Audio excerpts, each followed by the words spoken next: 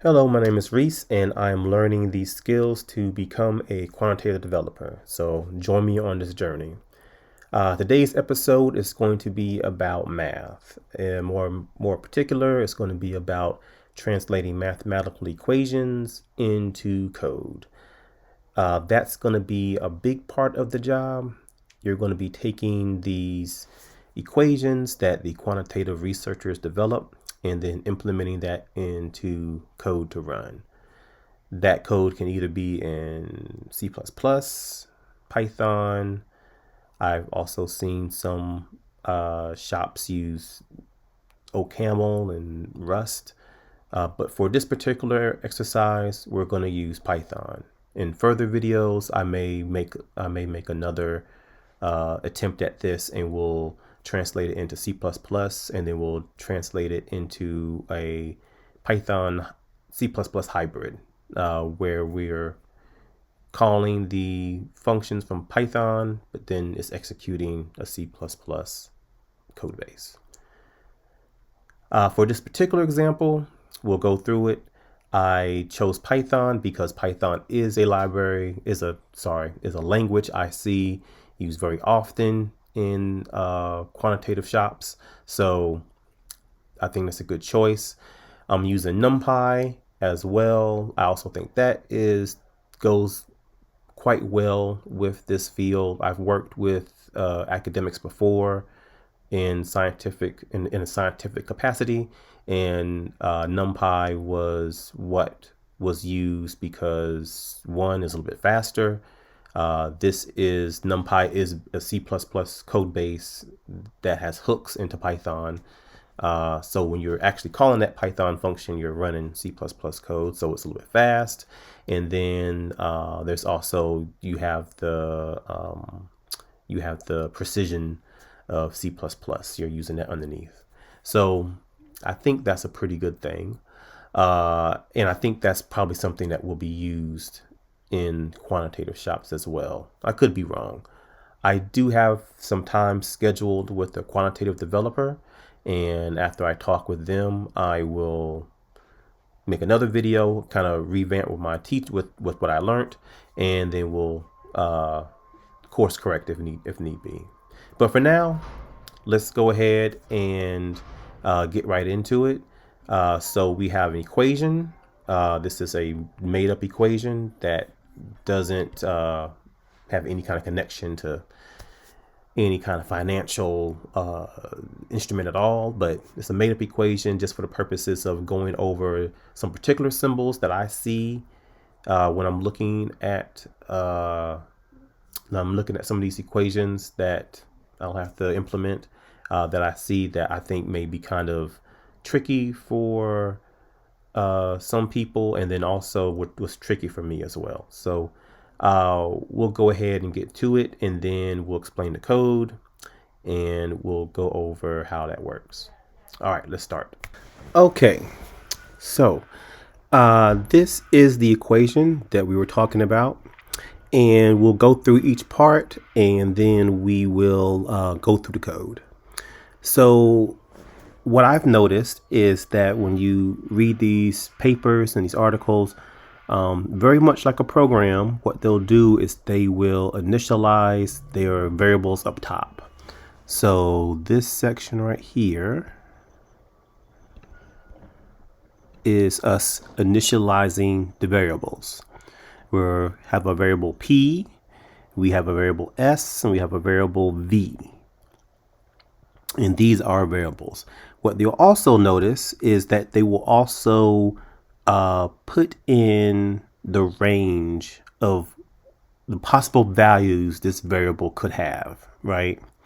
So for this first variable P, we're saying P is equals a list of stock prices. And P, and see this little symbol right here, and you see R. And then you see this other part here, which makes a little bit more sense. This is P can't equal 0, and it can't be, and has to be more than 0. So because stock prices are all positive, so it has to be, stock prices are not 0 and stock prices are not negative. So this part makes sense. This part right here, what this is saying is our variable P is a subset of all real numbers. That funny looking R right there. In math, that's what they call blackboard R, and the blackboard R represents all real numbers. All real numbers meaning numbers that can be represented by a fraction or a decimal. So, but because it's a subset, we're not saying all real numbers, right? Because these are stock prices and we can't have negative stock prices, which is why this is a subset. And then at the second part, we put what are the bounds of this subset, right? We have the same thing with S. S is going to equal the targeted sell price. And we also have S. It's a subset of all real numbers, but they can't be negative. So any negative real numbers should not be allowed in this equation. Then we have V. This represents volatility in the price, and this is different from these other ones. These were all subsets. This funny looking E right here means that it is inside this this set of Z. Z represents all integers, positive and negative. So these are positive and negative whole numbers. So -1, positive 10, -100, 400, positive 400, etc. So what this is saying is that this variable V, this is going to be a integer, and it can be signed or unsigned. So then let's go down to our other variable here, which is A. And A is actually represented by an equation itself. And so the A right here is represented by this. So what we're going to do is this little sigma, this sign right here, this is sigma.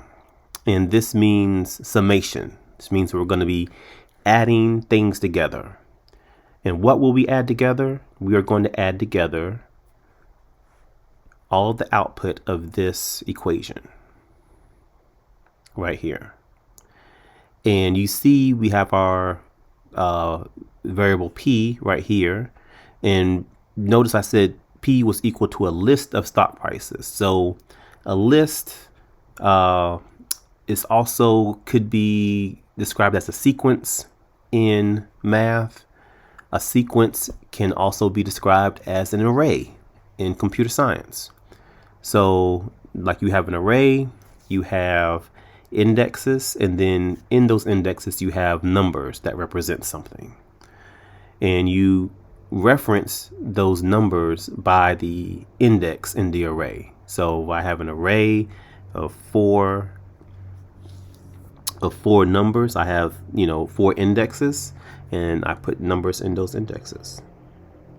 And this is what we're doing with this. So what this is saying is we're going to start at index 1, and the first stock price we have in our list of stock prices, in our sequence of stock prices, that value we're going to substitute right here, and we're going to put it in the equation, and then we're going to go to the next one, and we're going to go all the way till n. N is basically the total length of the sequence. So if we had 3, we're going to go to 3. If we had 100, we're going to go to 100. But each time we're going to take each individual number in that sequence, in that list of stock prices. We're going to run that number through this equation, and then at the end we're going to add them all up, and then we're going to get A. And then we have the final variable, which is, the final equation, which is ERQ. This is, a made up thing. Doesn't mean anything, but this is the actual equation that we will be using to get the final answer, represented by E. And here we see we're going to take 2 times V, which is the volatility, minus S, which is the sell price. We're going to divide that by A, which was this equation right here. And then we're going to get E, which is the final answer. Okay, so let's go and see how this translates into code. So you see right here, oh, there we go. We have our list of stock prices right here. This is prices.txt. We have our list of stock prices. And then we have our program. So we're going to start off right here.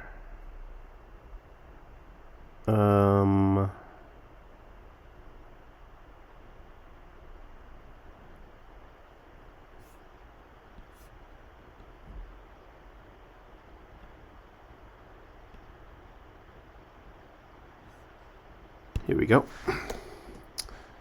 Sorry about that. Had a little. All right.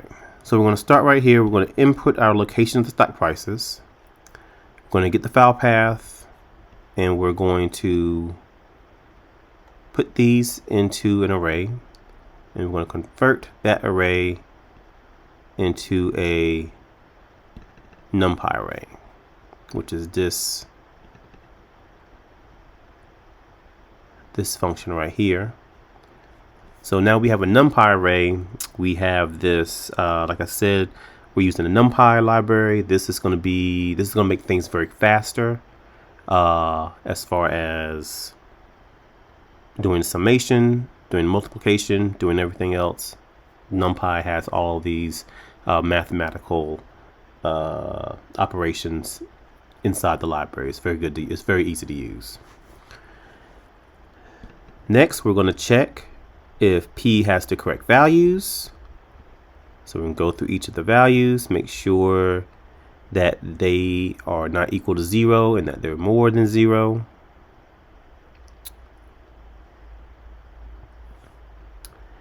And then we're going to find the acute price, which represents A right here. We're going to do this equation right here. Now find acute price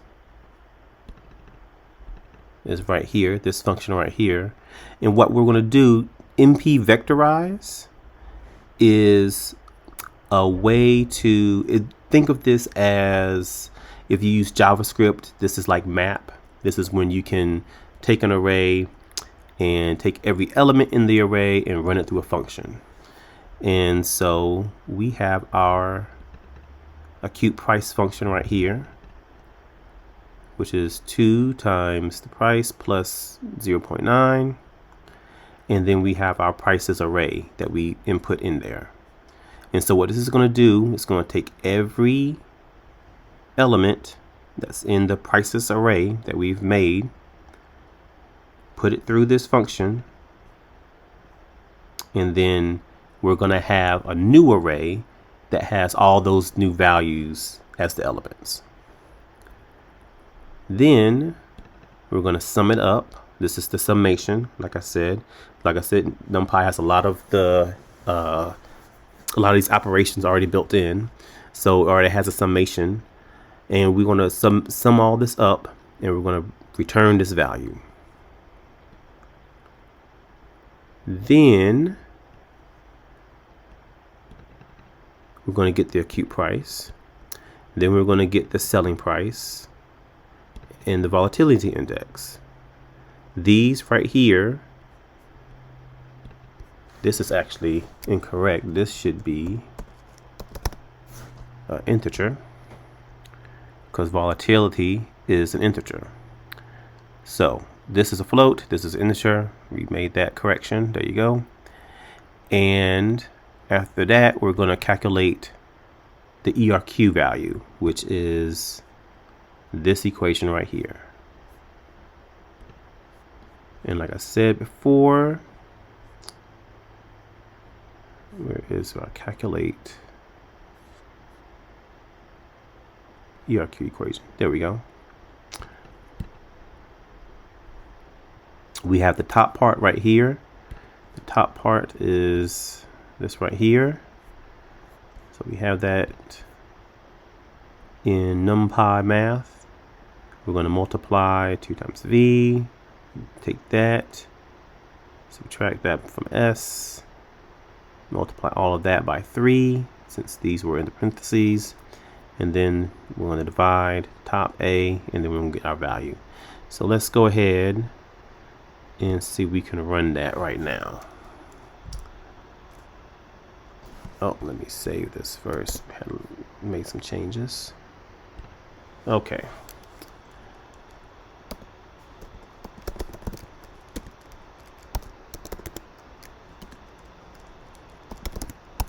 Prices.text. So we have the selling price. The cute price is 700.2. When we want to do selling price at 12.34. Relative index is 5. And the ERQ is, negative 0.1. There you have it. And there you have an example of converting equations, mathematical equations, into Python code. There are a lot of different resources that you can use to kind of get up to speed with some of these symbols, because it is another language in itself. And if you have a little bit of programming experience, which I do, it's very, very easy to see the correlations, and even things from like initializing the variables at the very beginning of their paper. Like, these are things that you do in programs as well. So a little bit of study and it should be good. Like I said, I'll probably put another video about this using some different symbols, and we'll go through, maybe we'll do a real equation. We'll solve like a real equation, like implement that, and then we'll go ahead and put that in another language. Maybe we'll do it in C++ for the next time, so that we can get some experience doing that. All right, thank you very much for your time, and hit the like, subscribe, bell, whatever, you know the deal. Thanks.